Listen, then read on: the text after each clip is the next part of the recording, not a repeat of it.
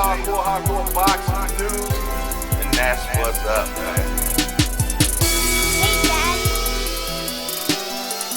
It's a dollar bill. And that's what's up, man. Okay, Hey, Dad. you gonna come on here and just break news just like that, huh? This is dollar bill. Hey, it's your boy Jay Hardcore Boxing News.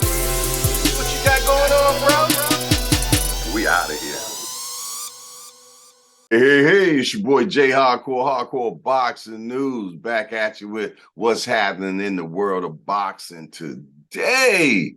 Man, I hope everybody's doing good on this Friday. And man, we had so much talk about boxing this week, man. The airways have been just bombarded. And the biggest bombardment is about Shakur Stevenson. I mean, on his 135-pound debut against Yoshino, which he did a beautiful job. It was beautiful boxing. He even had a few knockdowns. And he said that this weight moving up to 135 is exactly what he needed. And we seen him knocking his man down with the jab. So I have to believe what the young man is saying. And the most important thing that happened that night was afterwards.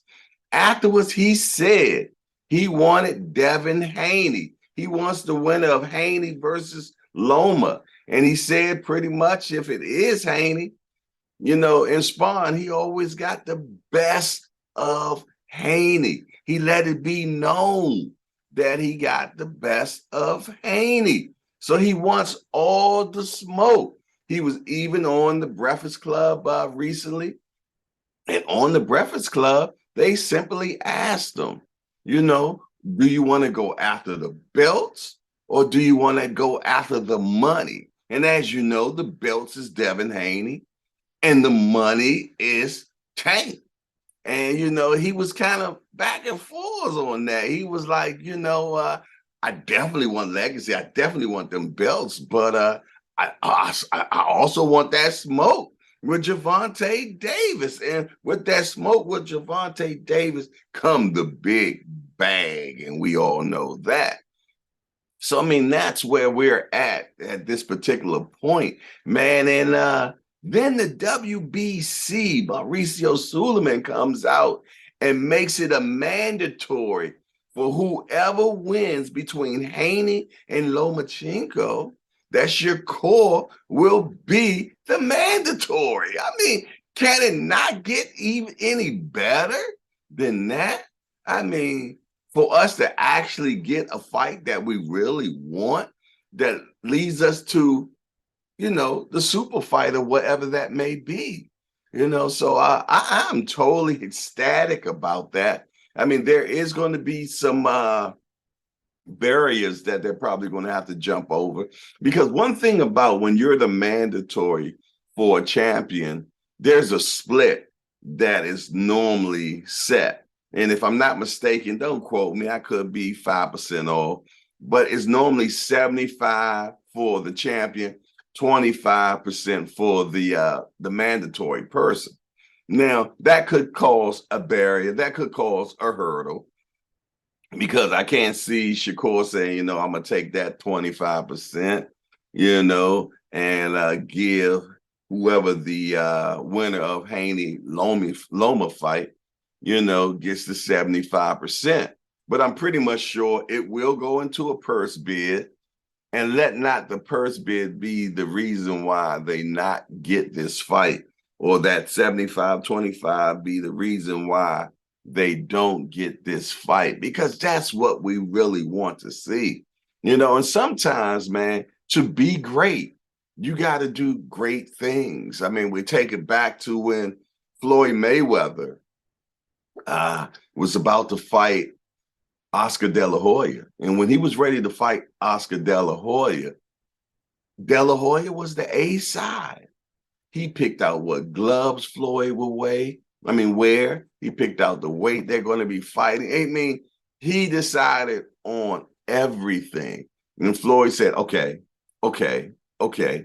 But he did that so he could become great.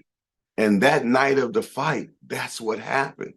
Floyd Mayweather won that fight and became the face of boxing, the A side, and the dictator on what happens from now on, from then on at that particular time.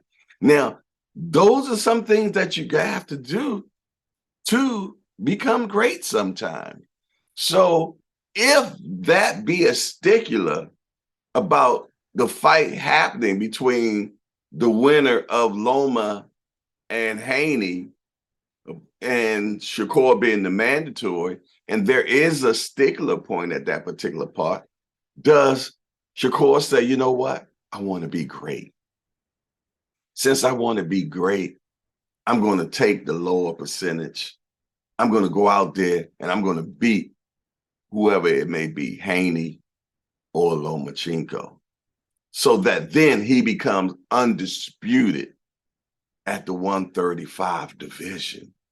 And right after that, the big bag is there, which is Tank. The bag doesn't get no bigger. So that's going to be something that the young Shakur probably going to have to sit down and really think about. Do I have to suck it up and, be this B side so I can become the A side? So down the road, I can be the king of the mountain? Because everybody's saying already that the last two men that's going to be standing is Gervonta Tank Davis and Shakur Stevenson. And that's what I truly believe myself as well.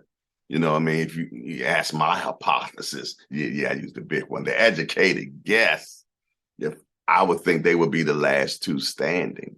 You know what I mean? But this is boxing. You never know exactly what will happen because, just like they say in football, any given Sunday, where in boxing is anything can happen on that Saturday night, so, but at least we got some stuff that is pointing towards the right way. But then you got to look at it like this.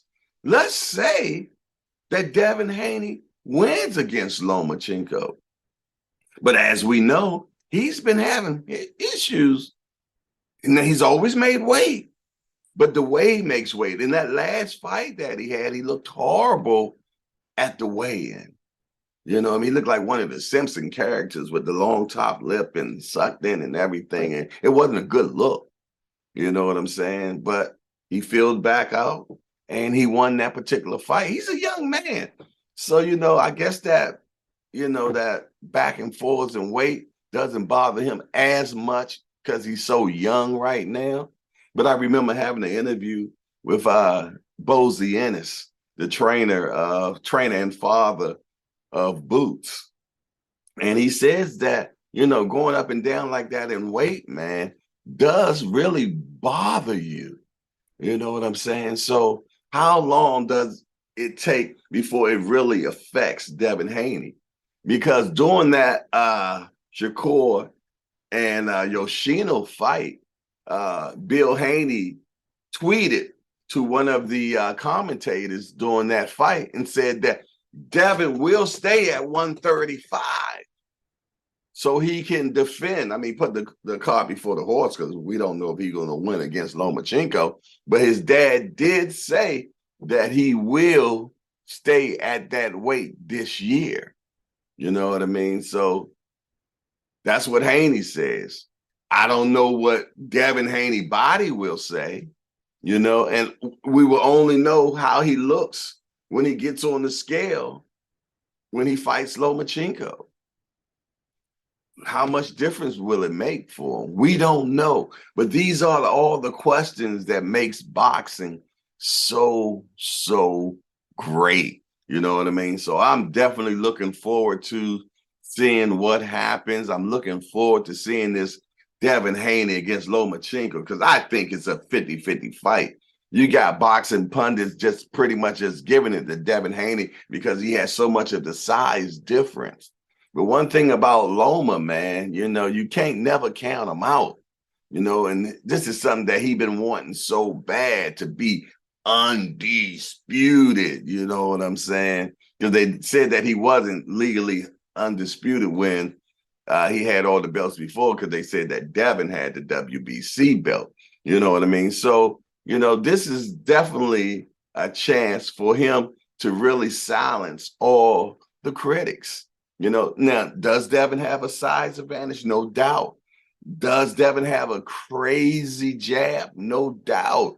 But Lomachenko got beautiful footwork, and he is intelligent in that ring. And one thing I've always seen that Loma had problems with was people that jump on him, i.e. Orlando Salido when he lost that particular fight. And also T.O. jumped on him, you know what I'm saying? But they said he was hurt during the T.O. fight. We don't know. But Devin Haney's not the type of fighter that just jumps on you. Devin picks you apart. So, which allows someone that's a cerebral fighter like Lomachenko to really do good thinking and everything, opposed to being more on defense due to the bombardment of punches of the pressure fighter does. So I'm not counting Lomachenko out. I definitely feel though that this is a 50-50 fight. I'm surely can't wait for it to happen. I'm looking forward to talking about it. I know everybody that's listening to my voice right now feels the same exact way. But I tell you what, this is your boy Jay Hardcore, Hardcore Boxing News, and I'm out of here.